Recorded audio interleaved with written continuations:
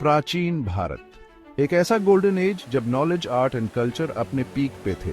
इस युग में कई महान राजा हुए, पर उनमें से एक नाम है जो हिस्ट्री में अमर है, महाराजा विक्रमादित्य।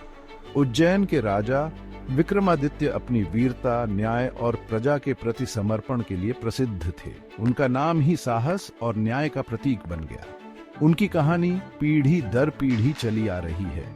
ये कहानी हमें प्रेरणा देती है। ये कहानी हमें बताती है कि विपरीत परिस्थितियों में भी कैसे अपने साहस और दृढ़ संकल्प से विजय प्राप्त की जा सकती है। विक्रमादित्य एक आदर्श राजा थे।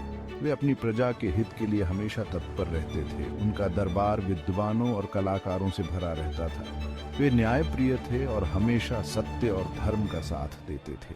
जब भारत ज्ञान और समृद्धि का केंद्र था, तब कुछ विदेशी शक्तियां उसे लूटने के लिए आतुर थीं। उन्हीं में से एक थे शक, जो क्रूर योद्धा थे और भारत पर कहर बरपा रहे थे। शकों ने भारत के कई हिस्सों पर कब्जा कर लिया था। वे निर्दोष लोगों पर अत्याचार करते थे। मंदिरों और धार्मिक स्थलों को नष्ट कर दिया गया। भारतीय संस्कृति और ज्ञान को नष्ट करने का प्रयास किया गया। भारत के लोग भयभीत थे। उन्हें अपनी रक्षा करने वाला कोई नहीं था। शकों के अत्याचारों से हर कोई त्रस्त था। ऐसा लग रहा था मानो भारत का गौरव मिटने वाला है। ऐसे अंधकार के समय में उज्जैन के राजा विक्रमादित्य एक आशा की किरण बनकर उभरे।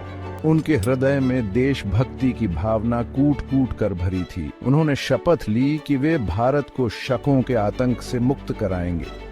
विक्रमादित्य सिर्फ एक राजा नहीं थे, वे एक कुशल योद्धा, एक दूरदर्शी नेता और एक महान रणनीतिकार भी थे।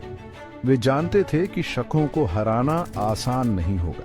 इसके लिए उन्हें एक मजबूत सेना और एक कुशल रणनीति की आवश्यकता होगी। विक्रमादित्य ने अपनी प्रजा से अपील की कि वे शकों के खिलाफ इस लड़ाई में उनका साथ दें। उन्होंने कहा कि यह सिर्फ एक राज्य की लड़ाई नहीं है, बल्कि पूरे भारत की आजादी की लड़ाई है।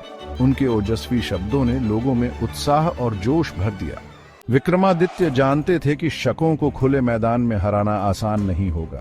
शक सेना संख्या में बहुत बड़ी थी और उनके पास बेहतर हथियार थे। इसलिए उन्होंने छापामार युद्ध की रणनीति बनाई। उन्होंने अपने सैनिकों को छोटे छोटे ग्रुप्स में बांट दिया। हर ग्रुप को शत्रु सेना पर अचानक हमला करने और फिर जंगलों में छिप जाने का आदेश दिया गया। इस तरह वे शत्रु सेना को कमजोर करते रहे और अंत में एक निर्णायक युद्ध के लिए तैयार हुए। विक्रमादित्य ने अपनी प्रजा को भी इस लड़ाई में शामिल किया। महिलाओं ने सैनिकों के लिए भोजन और पानी की व्यवस्था की। बच्चों ने संदेशवाहक का काम किया। पूरा देश एकजुट होकर शकों के खिलाफ खड़ा हो गया। अंततः वह दिन आ ही गया जब विक्रमादित्य और शकों के बीच निर्णायक युद्ध हुआ। यह युद्ध इतिहास में अपनी वीरता और रणनीति के लिए जाना जाता है। विक्रमादित्य ने शत्रु सेना को चतुर्दिक से घेर लिया। उनके सैनिकों ने साहस और वीरता का परिचय दिया और शत्रु सेना को चारों तरफ से धकेल दिया। विक्रमादित्य स्वयं युद्ध के मैदान में कूद पड़े और शत्रु सेना के छक्के छुड़ा दिए। देखते ही देखते शत्रु सेना के पांव उखड़ने लगे। उनके सेनापति मारे गए और उनकी सेना में भगदड़ मच गई। विक्रमादित्य ने शकों को बुरी तरह परास्त कर दिया। यह भारत की विजय थी, सत्य और न्याय की विजय थी। विक्रम संवत का आरंभ, नए युग का सूत्रपात। अपनी इसी विजय के उपलक्ष्य में महाराज विक्रमादित्य ने एक नए संवत की शुरुआत की, जिसे विक्रम संवत के नाम से जाना जाता है। यह संवत आज भी भारत के कई हिस्सों में प्रचलित है और भारतीय संस्कृति का एक अभिन्न अंग है। विक्रम संवत की शुरुआत भारत के लिए एक नए युग का सूत्रपात थी। ये एक ऐसे युग की शुरुआत थी जहां सत्य, न्याय और धर्म का बोलबाला था। विक्रमादित्य ने भारत को एक बार फिर से स्वर्णिम युग में पहुंचा दिया।